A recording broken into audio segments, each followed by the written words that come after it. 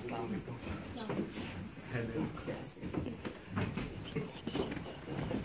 Broadcast out.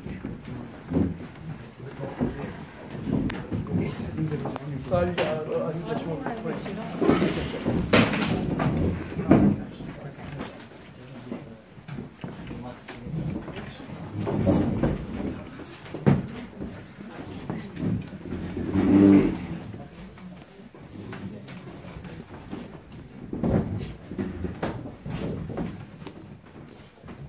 Thank you so much for coming. Good evening. And yeah, once again, thank you so much for waiting as well.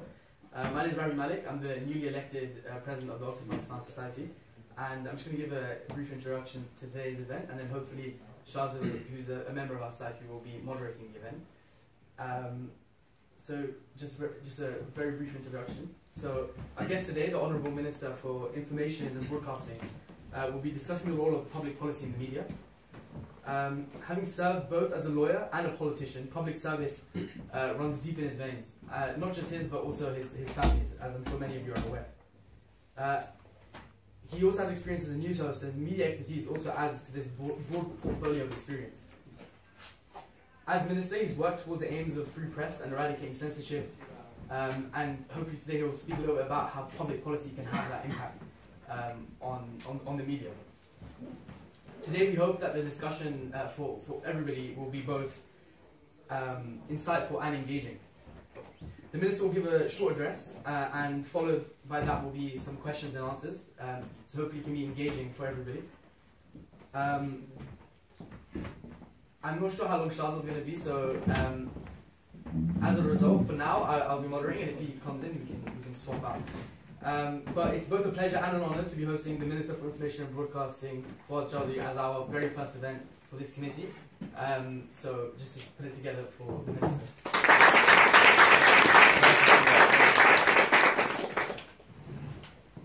So I should start. Yeah, we can start. So thank you very much for having me here. Well, I was in London. I had plans frankly to come to Oxford, but then my High Commission said we can event here. And well, primarily we are in Pakistan. We have been in power about more or less 100 days, and so you want me to be specific on the media or just as general? On one part, you just General. Very general. I just thought that Pakistan media is very boring subject. Then comes, except when someone will raise the issue of censorship, and Rima will like it. So I know that. Well, in Pakistan, frankly, it's most of you have obviously are very introduced to Pakistan. Primarily, let's forget the history, and obviously I belong to. Just a brief introduction that I belong to Jhelum. It's a town. It's the first town of Potohar when you travel from Lahore, and it's one of the most historical towns of subcontinent actually. The last battleground of Porus and Alexander is in my constituency. If someone of you would like to come around, and this town and this area represents about a 4,500 years old civilization. So, and we Punjabis always feel that Porus actually won the war. So Western philosophers, Western historians won't agree with us. But one reason we think he won was that he continued to rule even after Alexander. That was the last battle of Alexander. And then obviously Taxila or Takshila, as we used to call it, was the first capital of the empire called India. And Chandragupta Maurya basically, established this empire. And so we have Katas Raj on one side, and Alexander and Porus battleground on the other side. We have in the mid-history, you can say, Rohtas Fort, and then we have a huge, I would say, the representation of the Sikh Math, Buddha Math, and Hindu Math, and all this the Muslims. So this is the area where I belong to, and half of us in Jhelamites are in army and rest are in UK. So these are primarily we do these two things. So here we are. So Pakistan is certainly a very interesting country. We are on the border of Afghanistan, and not many countries can really afford to be on the border of Afghanistan, but we are here. So since 1980s, primarily, jumping from history to the very present. Since 1980s, frankly, Pakistan has suffered three huge catastrophes. Number one was when in late 70s and early 80s, USSR decided to intervene in Kabul. And those were the times when USSR was really a superpower. And unlike Putin, rulers of USSR of those times really had no need to go to gym to show their muscles. Everyone knew that USSR is a superpower, so they just intervened in Kabul, and obviously a great, I would say, an alliance of West and Pakistan and Saudi Arabia and Qatar, this Muslim and West alliance was formed to fight that war against USSR. Again in 2001, when this war was over, the Western interest, they lost their interest in Afghanistan, and in 99 onwards, Osama bin Laden decided to bomb New York. He again never took our advice and just bombed US. And after that, President Bush decided to invade Afghanistan. So all these three happenings had in actual happening of these events, we had little to do. But because of these three happenings, we got into an irregular conflict for a very, very long time. So the problem, and you yourself is reading this philosophy of politics and this, the problem with the irregular conflicts are that where enemy is not very conspicuous or not, you can't identify him rightly. The problem arises that it basically divides the society. So whenever there's a regular conflict, we know enemy, and actually regular conflicts unite nations. But irregular conflicts divide nations. So this actually happened in Pakistan. So we must say that we are a very resilient nation, despite being in irregular conflict for so long. Not only that, we combated this irregular conflict, and now we are trying to come out of it. And these events basically shaped up the security phenomena of our region largely. So right now, in 101 days of what we have done, we have opened Kartarpur border. Now, significance of Kartarpur border is not limited to opening one Gurdwara. This shows primarily a 70 years paradigm shift of our foreign policy.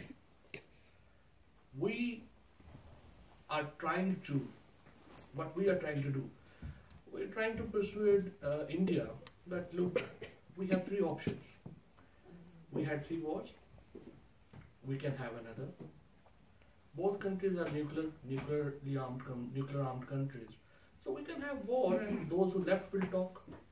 Number 2, we can keep weakening each other.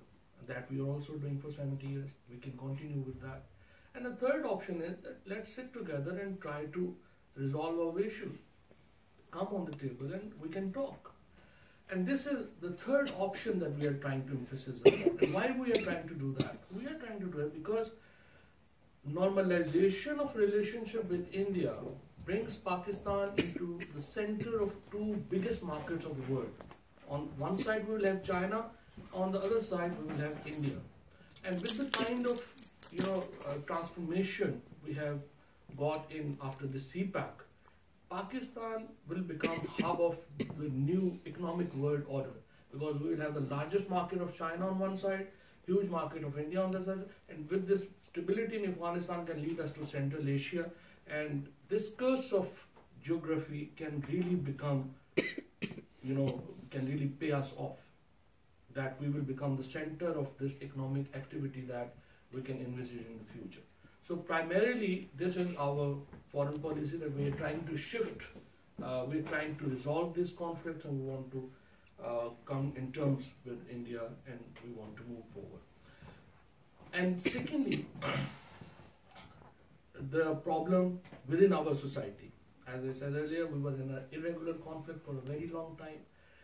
This led to creation of armed groups. Those armed groups, earlier we had armed groups on the western border, on the Afghanistan side. Everyone used to call them freedom fighters. President Reagan and Thatcher all loved them like their own sons.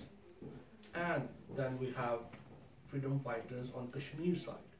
In 1989, the third Kashmiri Intifada basically broke up, and people in Kashmir, really, I don't know why you're trying this is another debate, but the Kashmir also risen. So we had on eastern and western border on the both sides, we had these armed groups those were playing up.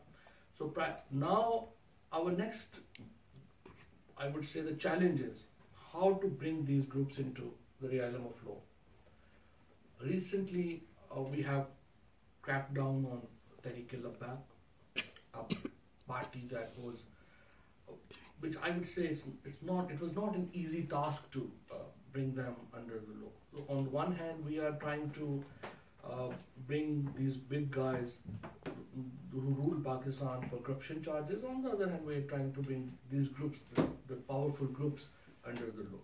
So that the theory of monopoly over violence, you all are must aware, that can be implemented in Pakistan. So primarily we want the state, the authority on these groups, and now, as you know, this Khadam Rizvi and Qadri and other people, about 2,700 people are in jail. They are facing, some of them are facing cases of sedition and terrorism. Others will face the charges accordingly.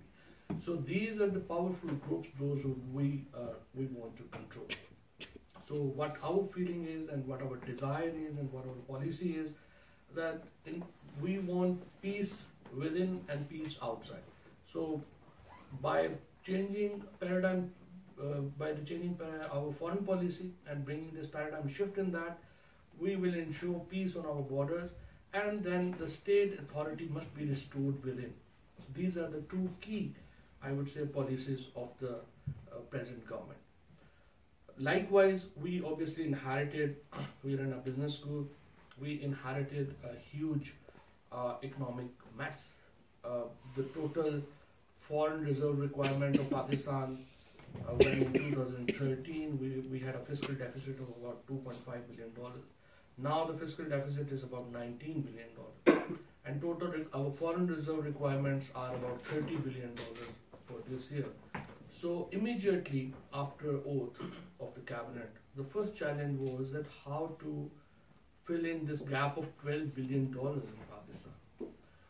Well, one option was straight go to IMF and ask for the loan, and the other option was that try your friendly countries first.